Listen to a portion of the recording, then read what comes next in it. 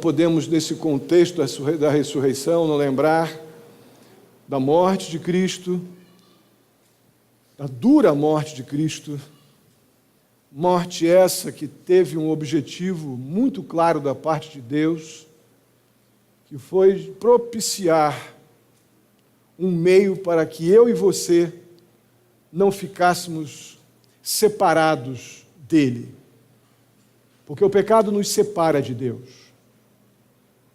E Deus, então, providenciou um meio definitivo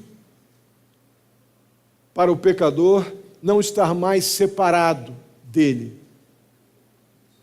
Deus enviou Jesus para morrer na cruz como seu cordeiro. O Cordeiro de Deus foi levado à cruz como aquele altar do sacrifício do Antigo Testamento, para que aquele que crê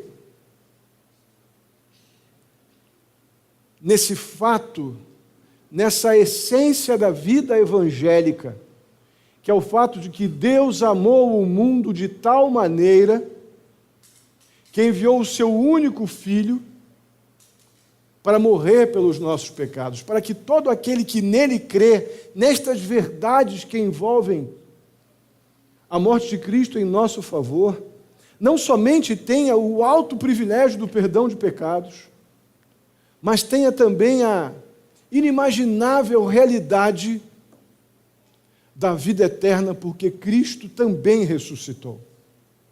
E como Cristo, aqueles que nele creem, têm a certeza, segurança, de que um dia estarão com Cristo também, na condição de ressurretos, como promessa do Senhor para aqueles que nele creem. Então é óbvio que nós não poderíamos deixar de tratar, de relembrar, de enfatizar o porquê que é tão importante para o crente, para o salvo no Senhor Jesus Cristo, a ressurreição de Cristo. Irmão, se a carreira, se a vida pública de Jesus, se o ministério de Cristo tivesse simplesmente terminado na cruz, como muitos ainda imaginam, simplesmente teria morrido com Cristo todas as promessas que foram feitas da parte de Deus, que se cumpririam em Jesus Cristo em nosso favor, nada disso aconteceria. Nenhuma promessa que tivesse envolvido ou envolvesse as promessas messiânicas lá do Antigo Testamento, se a vida de Cristo tivesse simplesmente acabado na cruz, nada se cumpriria. Nenhuma das promessas, profecias, esperanças de salvação, de vida eterna, nada. Por que crer num Deus que morreu e não pode fazer mais nada por mim? Na verdade, irmãos, o grande trabalho de Satanás, desde os dias de Cristo, até o dia que Jesus vier buscar a sua igreja, é fazer com que as pessoas lidem religiosamente com um Cristo morto. Esse é o grande interesse da religiosidade, de uma vida até mesmo cristã, mas religiosa, uma vida de hábitos cristãos, uma vida de rituais cristãos. Ela nos leva muito facilmente a um relacionamento aparentemente com Cristo, mas sem Cristo, porque Ele está morto ainda. E o que um Deus morto pode fazer por mim? E que tipo de responsabilidade que eu tenho com um Deus morto? Eu o respeito, eu sei que Ele existe ou existiu nas imagens, na história, nas estátuas. Eu não nego essas verdades, mas não me relaciono com Ele numa realidade, numa intensidade, numa realidade presente, porque Ele está morto. E morto não pode fazer nada por ninguém, a não ser trazer uma lembrança de que Ele foi muito bom, que Ele foi muito legal. É isso que a boa nova do Evangelho combate de frente, anuncia a vida. A boa nova do Evangelho, ela mostra sim o pecado. E mostra a morte que o pecado causa na vida do ser humano. Mas a boa nova do Evangelho também aponta para a cruz. E para a solução de Deus que passou pela morte de Jesus, mas se consumou com a vida de Jesus. Com o Jesus ressurreto. Quando nós perdemos isso de vista, muito facilmente nós nos tornamos piedosos frequentadores de igreja. Dispostos a fazer coisas boas pelas pessoas, em nome de algum tipo de cristianismo sem Cristo, pelo menos o vivo. Mas isso não tem poder nenhum para salvar ninguém. Irmãos, o nosso Senhor Jesus Cristo vive. Amém? E com Ele vive a sua causa.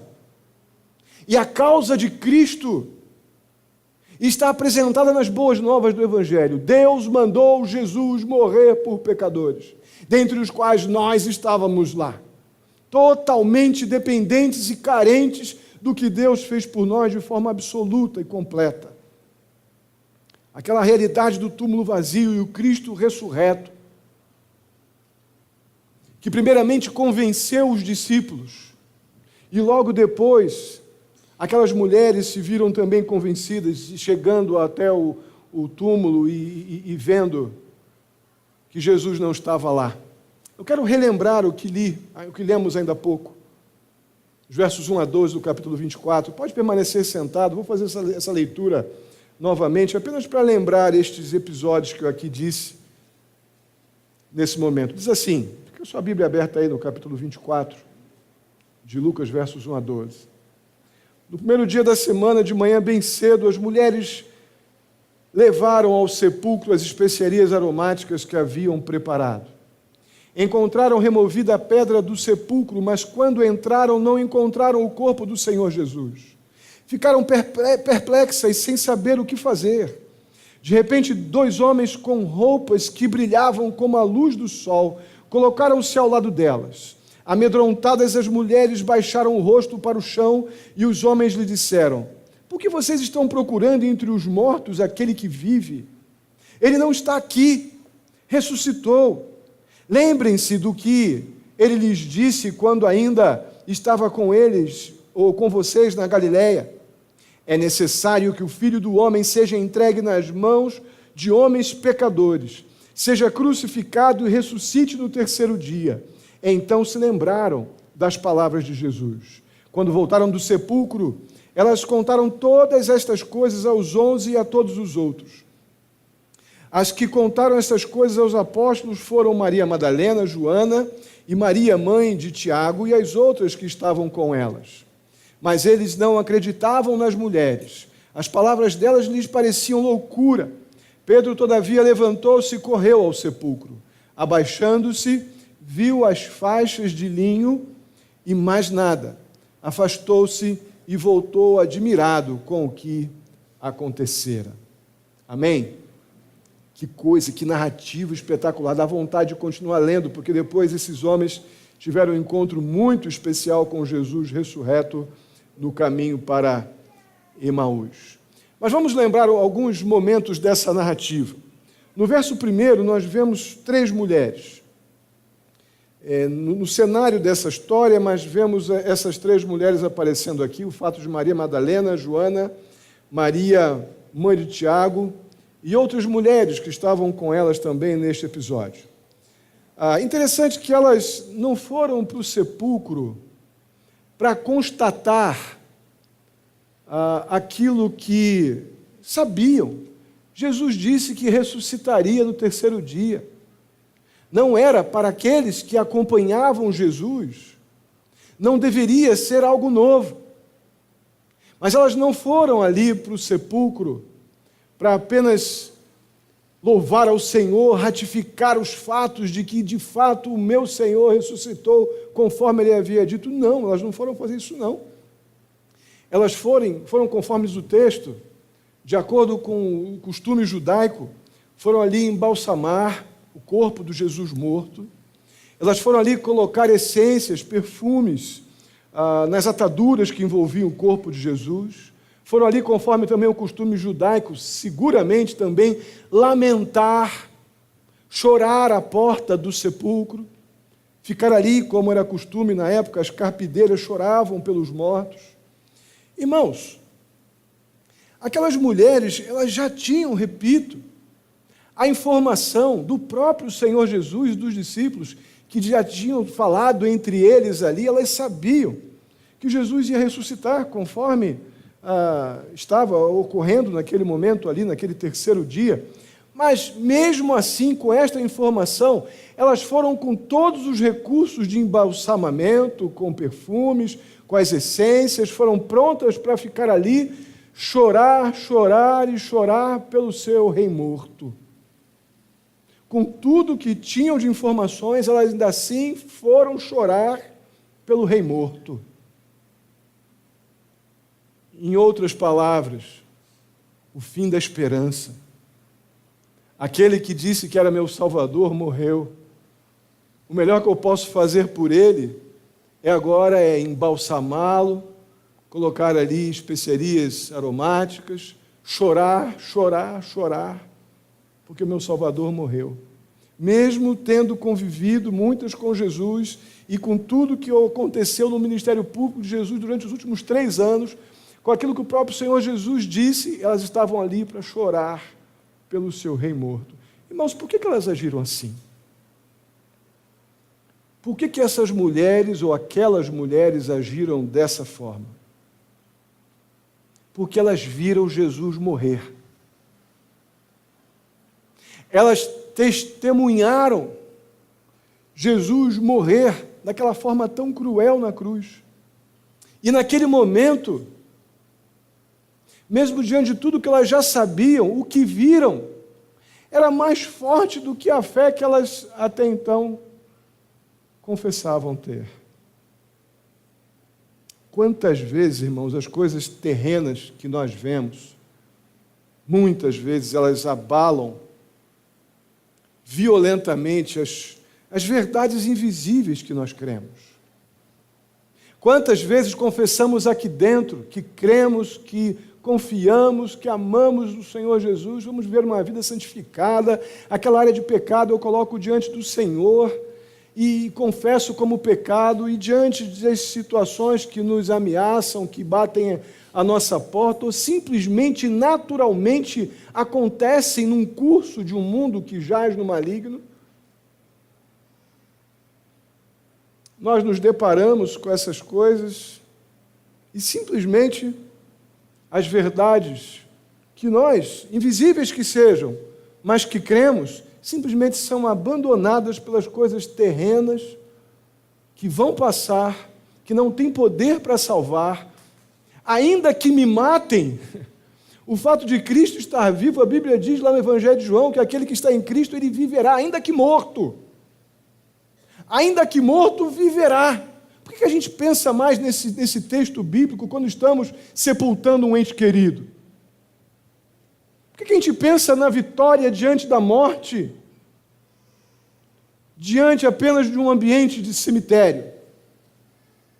Por que os problemas visíveis, que são parte de um mundo que está aí, o mundo está fazendo o que é comum a ele, está debaixo da autoridade do príncipe desse mundo, mas nós estamos com Cristo e em Cristo, apegados a verdades absolutas, que ainda que não sejam visíveis, são reais, absolutamente reais.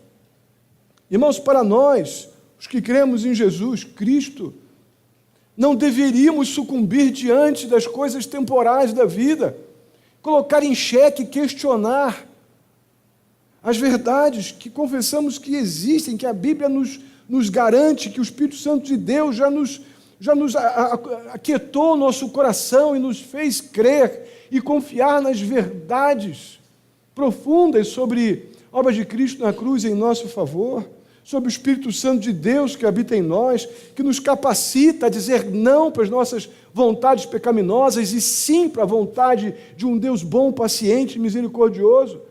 Por que diante de circunstâncias difíceis, a gente simplesmente sucumbe diante do falso, abrindo mão do verdadeiro e eterno? Interessante que o nosso Deus, que é invisível, Ele é absolutamente mais real que todo o universo visível que a gente convive. 2 Coríntios, capítulo 4, verso 18, vamos ler juntos. Assim, fixamos os olhos, não aquilo que se vê, mas no que não se vê. Pois o que se vê, mas o que não se vê, a gente simplesmente abre mão da fé que confessamos pelaquilo que é transitório. E abrimos mão de verdades que cremos, eternas, porque de alguma forma nos sentimos ameaçados, como se Deus não tivesse controle algum sobre as circunstâncias da nossa história. O problema é que nós não podemos fixar os olhos, ou assim fixamos os olhos não naquilo que se vê, mas no que não se vê, pois o que se vê passa. Mas o que não se vê é eterno. Irmãos, o nosso Cristo vivo, Cristo ressurreto, de fato, ele está ausente da nossa vista, do nosso olhar, da nossa visão humana. Mas ele não pode e não estará, se cremos de fato, por obra do Espírito Santo em Jesus Cristo como Senhor e Salvador, Jesus nunca estará ausente dos olhos da fé. Jamais. 1 Pedro capítulo 8, ou capítulo 1, verso 8, diz assim: mesmo não o tendo visto, vocês o amam. E apesar de não o verem agora, creem nele e exultam com alegria indizível e gloriosa, pois vocês estão alcançando o alvo da sua fé, a salvação das suas almas. Irmãos, nós temos experimentado diariamente os privilégios de crer em Jesus Cristo como Senhor e Salvador.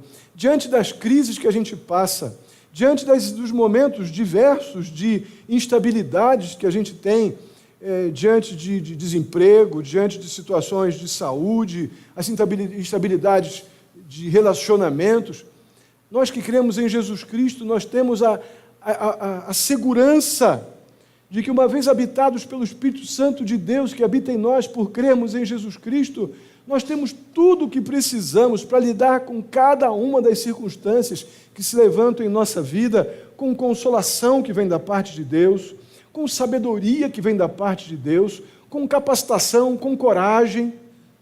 Deus nos dá tudo o que precisamos para todos os dias. Sabe por quê? Porque Jesus Cristo vive. E se cremos na morte e na ressurreição de Jesus Cristo, temos tudo o que precisamos para continuar alcançando ou prosseguindo no alvo da nossa fé, desfrutando da salvação das nossas almas. Irmãos, por que então é tão importante não somente crermos, mas também nos alegrarmos na ressurreição de Jesus Cristo? A ressurreição de Jesus, ela é a garantia, ela é a autenticação de que esse ajuntamento aqui não é inútil. Que não estamos saindo de casa apenas como robozinhos autônomos ou simplesmente por mera mecanicidade, por mera rotina. Ainda que talvez um ou outro possa ter vindo para cá mecanicamente, religiosamente ou ritualisticamente, saiba que esse ajuntamento aqui existe, porque nós adoramos a esse Deus vivo, que morreu na cruz sim, mas ressuscitou. Então, essa ressurreição de Cristo autentica a nossa fé. A ressurreição de Jesus Cristo é o grande milagre realizado por Deus, confirmando então o seu propósito de dar a vida eterna para todo aquele que teve seus pecados perdoados. A vida eterna e o perdão de pecados, ela é um fato, não é uma situação hipotética, exatamente porque Cristo ressuscitou. Irmãos, em cima, calçado, sobre o estrado e o alicerce da ressurreição de Jesus Cristo, está afirmada a nossa fé. O que nós sabemos, de forma comum, creio que não é oculto de ninguém, que o nascimento de Cristo foi algo humilde, muito humilde. O seu ministério público ele foi poderoso, impactante. A sua morte, todos sabemos que foi penosa, foi dura, mas poucas pessoas realmente entendem e valorizam que a sua morte ou a sua ressurreição foi gloriosa, foi maravilhosa, foi derradeira, foi definitiva, para que tudo que envolveu o seu nascimento, vida e morte pudesse se consumar plenamente na sua glorificação, que é a ressurreição e é aquilo que espera a mim e você. Todos aqueles que cremos em Jesus Cristo esperamos o dia que seremos com Cristo glorificados, com Cristo estaremos ressurretos e desfrutando da eternidade com Ele nos céus.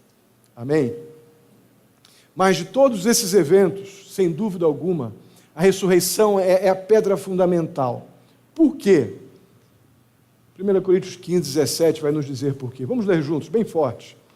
E se Cristo não ressuscitou, inútil é a fé que vocês têm, e ainda estão em seus pecados. Irmãos, não adianta uma crença meramente histórica nos atos de Cristo. Não adianta eu saber de Cristo que houve alguém que morreu na cruz nos livros de história ou nos livros de religião. Isso não tem poder para transformar nada nem ninguém. Mas crer num Jesus Salvador, crer naquele que morreu, mas ressuscitou, esse aí de fato, esse tipo de crença, esse tipo de convicção, que só vem por obra do Espírito Santo de Deus na vida daquele que Deus decidiu salvar dentre um mundo, um universo de pecadores, sem dúvida alguma, esses que creem nesta ressurreição, podem afirmar que a sua fé é útil, não é inútil, não. Inútil é a fé simplesmente daqueles que não creem em Jesus como Salvador, apenas em Jesus como uma lembrança histórica. São muitos, viu, irmãos? Não são poucos, não. Se Cristo não tivesse ressuscitado, os crentes estariam enganados e enganando há séculos. Há séculos. Os pregadores, por mais piedosos que fossem, estariam proclamando erros. O próprio Senhor Jesus Cristo, que disse que ressuscitaria, seria um mentiroso. E os fiéis estariam apenas acalentando esperanças inúteis. Mas a graça de Deus, ou pela graça de Deus, nós podemos proclamar, sim, nos alegrar, confiar, esperar confiantemente na consumação dessa promessa. 1 Coríntios capítulo 15, versos 19 e 20, dizem assim: se é somente para esta vida que temos esperança em Cristo, somos de todos os homens os mais dignos de compaixão. Mas de fato Cristo ressuscitou dentre os mortos, sendo Ele as primícias dentre aqueles que dormem, primeiro deles, para que nós tenhamos a confiança, a segurança de que estamos em Cristo, e se com Ele morremos, também com Ele ressuscitaremos, é porque Ele nos deu, como as primícias dentre aqueles que morrem, nos deu a chave, nos deu o caminho, nos deu a base, para sabermos que se estamos nele, temos também muito mais do que essa vida pode nos dar. Nós temos uma herança, irmãos. Uma herança que não é, de forma alguma, disputada em cartórios. uma herança que não foi conquistada por mérito, mas uma herança que foi dada da parte de Deus para aqueles que Ele tornou filhos, quando foram alcançados por graça soberana, sendo convencidos pelo Espírito Santo que são pecadores, e como pecadores creram então que Deus mandou o seu Filho para morrer, mas também para ressuscitar e nos dar o perdão de pecados e a vida eterna. Se é somente para esta vida que temos esperança em Cristo, miseráveis, pobres miseráveis e dignos de compaixão, é acharmos que uma vez salvos em Cristo Jesus, não temos uma herança gloriosa. Como é pobre, pessoas piedosas, pessoas super bem intencionadas, abraçadas à sua religiosidade e dependem de um monte de cerimoniais, rituais, para poderem sentir algum tipo de segurança quanto à eternidade, ainda assim, diante da morte, lamentam sem esperança. Por quê? Porque se é somente para esta vida que temos esperança em Cristo, nós somos de todos os homens os mais dignos de compaixão.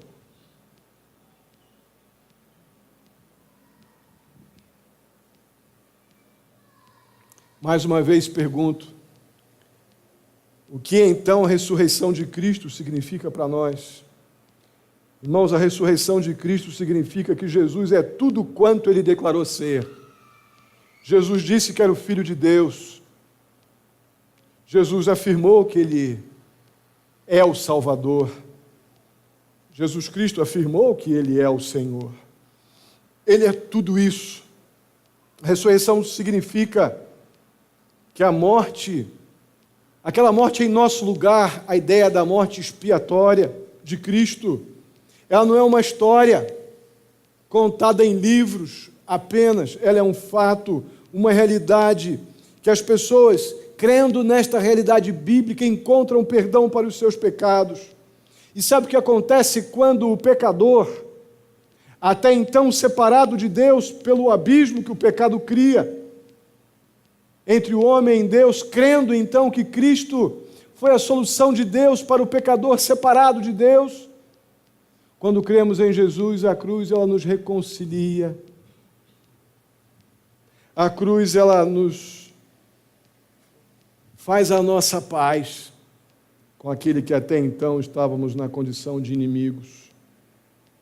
A ressurreição de Cristo significa algo muito especial que temos no livro de Hebreus. Nós temos na ressurreição a certeza de que nós temos no céu aquele que, como sumo sacerdote, intercede, se compadece de nós com perfeição, porque Ele sabe, Ele viveu a nossa vida.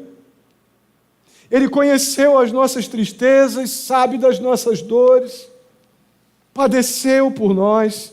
Isso nos garante consolação, capacitação, um fiel, completamente capaz intercessor, e que Ele nos garante, com a sua vida, o poder de viver eternamente com Ele.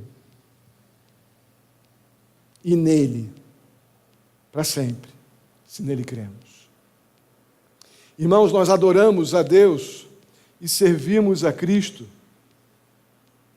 porque Ele morreu por todos, para que aqueles que vivem já não vivam mais para si mesmos, mas para aquele que por eles morreu e ressuscitou. 2 Coríntios capítulo 5, verso 15.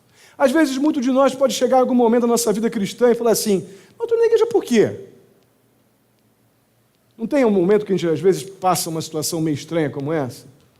Eu vou na igreja há 5, 10, 15 anos, e às vezes por estar com uma vida cristã meio negligente, meio relaxada, não leio a Bíblia como devia, não busco o Senhor na sua palavra como devia, não busco o Senhor em oração como devia, não tenho um relacionamento com a vida da igreja, com os meios da graça que Deus nos coloca a nosso dispor como devia. Aí a vida cristã fica meio religiosa, fica meio mecânica. Está aqui um bom motivo que deve nos trazer de volta. Por que que eu vou buscar o Senhor? Por que que eu devo adorar o Senhor? Por que eu devo sair de casa no domingo de noite e vir para cá às 5 horas da tarde numa escola bíblica dominical para aprender do Senhor e um pouco depois nos ajuntarmos aqui como igreja para adorarmos o Senhor? Porque Ele morreu por todos para que aqueles que vivem já não vivam mais para si mesmos, mas que nós possamos morrer para aquele que por nós morreu e ressuscitou. Amém? Eu acho que esse é um bom motivo para sairmos de casa. Acho que esse é um bom motivo, porque você poderia viver umas 20 vidas suas. Tem aí os que tem aí, cadê a dona Reni, com seus 80 e poucos, né? Dona Reni, quantos? 80 aí? 82. Seu Ari também nos seus 84, se eu não me engano. Gente querida, gente piedosa, gente crente, mas poderíamos viver umas 10 vidas de 80, que não resolveríamos o nosso problema de pecado. Mas aquele que morreu e ressuscitou por nós, já resolveu plenamente, tanto para vocês pequenos, com pouca idade, mas que sabem que são pecadores e precisamos de Jesus, quanto para nós, na idade, com a experiência que tenhamos. Todos nós fomos atingidos por graça maravilhosa, graça soberana, que fez com que o Filho de Deus fosse à cruz, morresse e ressuscitasse pelos nossos pecados. Esse é o motivo pelo qual eu saio de casa. Esse é o motivo que deve nos ajuntar. Todas as outras coisas são secundárias. Não deve ter poder de decisão nas nossas atitudes de vir para a casa do Senhor para adorá-lo. Porque o que nos move a estar aqui é isso. Ele morreu por todos para que aqueles que vivem já não vivam mais para si mesmos, mas para aquele que por eles morreu e ressuscitou.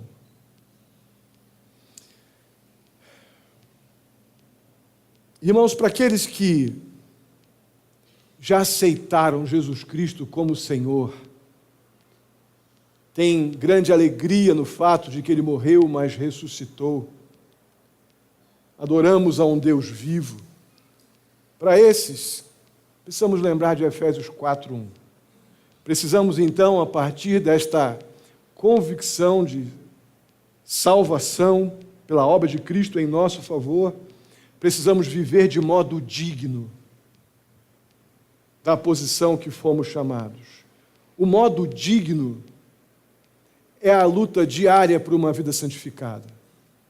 Modo digno, infelizmente, enquanto estivermos nesta realidade terrena, somos pecadores e não vamos, infelizmente, não ter lutas mais com o pecado. Muito pelo contrário, lamentavelmente ainda pecaremos. Nunca mais como escravos. Como escravos, não. Deus nos libertou da escravidão do pecado. Deus nos deu o Espírito dele que mostra na nossa mente e no nosso coração onde há pecado.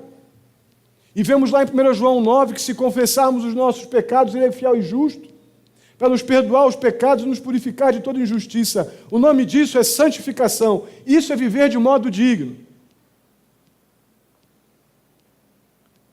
E só pode viver com este tipo de modo digno aqueles que um dia foram salvos, chamados por graça maravilhosa, por graça soberana de um Deus Salvador. E faremos isso continuamente, até o dia onde os mortos em Cristo serão transformados. E nós, que estivermos vivos, juntamente com eles, seremos arrebatados. A Bíblia nos diz em 1 Tessalonicenses, capítulo 4, que o Senhor Jesus Cristo virá buscar a sua igreja. E esse encontro será nos ares. Cremos na palavra de Deus e sabemos que esse dia se aproxima. E esse modo de viver digno, ele precisa permanecer, essa luta por uma vida santificada, ela vai precisar ser contínua até esse dia aqui, onde os mortos em Cristo serão transformados e nós que estivermos vivos seremos juntamente com eles arrebatados para o encontro com Cristo nos ares. Essas são as verdades que vêm na consequência direta do fato de que adoramos a um Deus vivo, Jesus Cristo ressuscitou. É a consequência direta desse fato.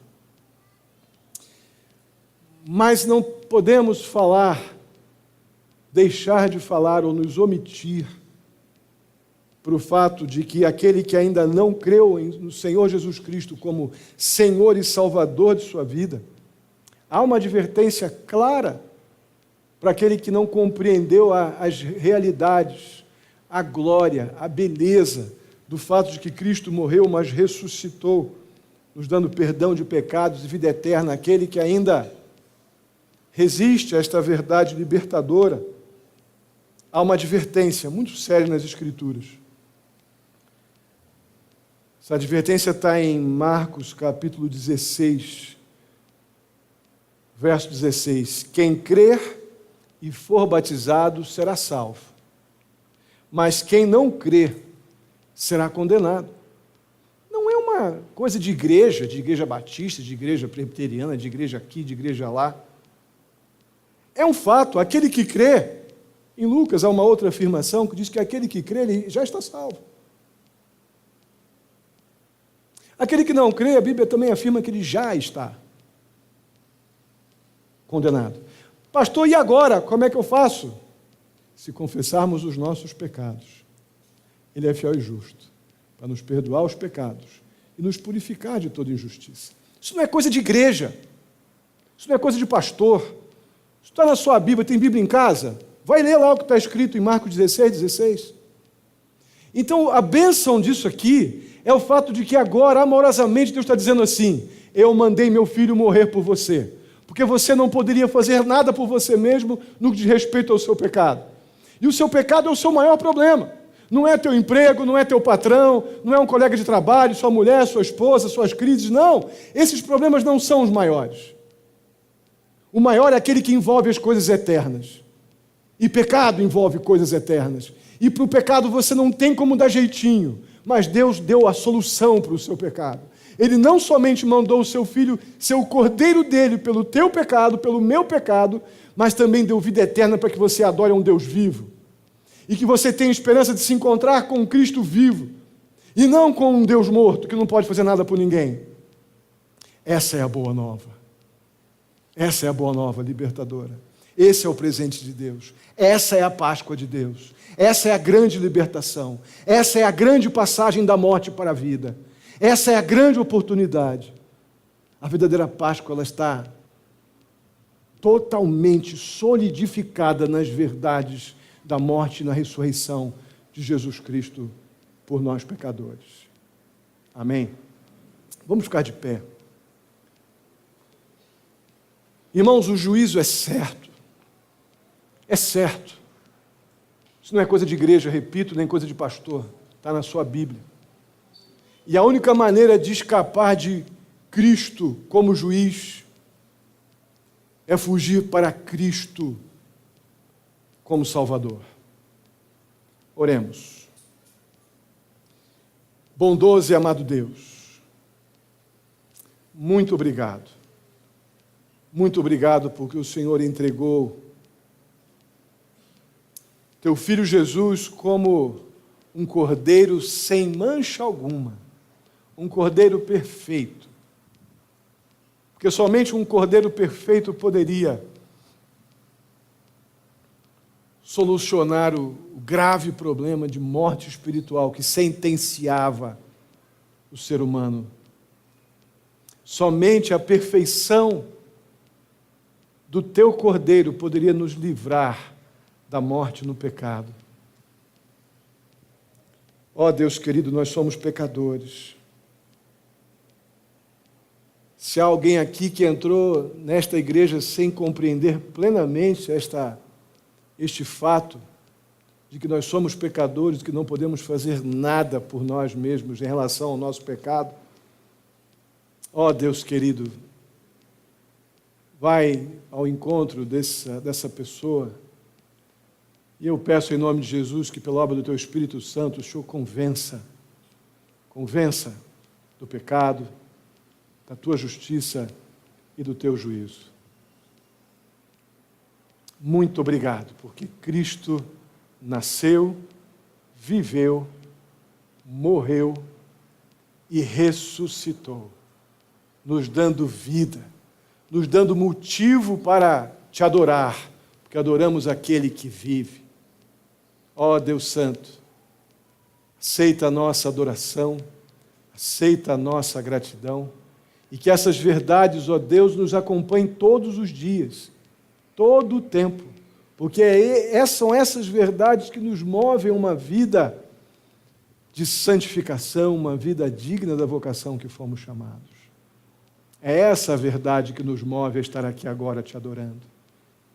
Ó Pai Santo, sei com cada um, o Senhor sabe, ó Pai, o que faltava na compreensão de cada um sobre essas verdades evangélicas. O meu pedido a Ti agora, em nome de Jesus, é que o Senhor esteja consolidando essas verdades libertadoras, de que somente em Cristo Jesus temos o perdão de pecados e a vida eterna. Assim eu te peço, muito agradecido, em nome de Jesus. Amém. Vamos permanecer.